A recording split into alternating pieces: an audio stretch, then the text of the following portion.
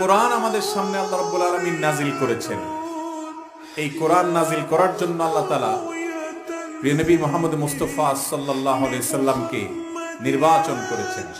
তিনি আল্লাহর শ্রেষ্ঠ রাসূল এবং দূত। আল্লাহর কথা ব্যাখ্যা এবং বিশ্লেষণ করার জন্যই আল্লাহ তাকে পাঠিয়েছেন। এটা তার পাঠানোর অন্যতম মৌলিক উদ্দেশ্য।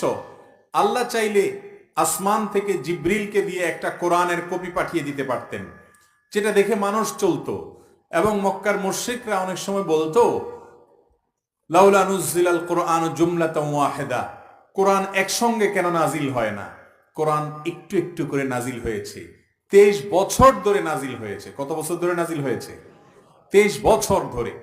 নবী করিম সাল্লাল্লাহু আলাইহি সাল্লাম নবুয়ত প্রাপ্তি যখন ঘটেছে মক্কায়, তারপর থেকে তার ওয়াফাতের আগ পর্যন্ত একটু একটু করে আল্লাহ কোরআন নাজিল করেছেন। একটু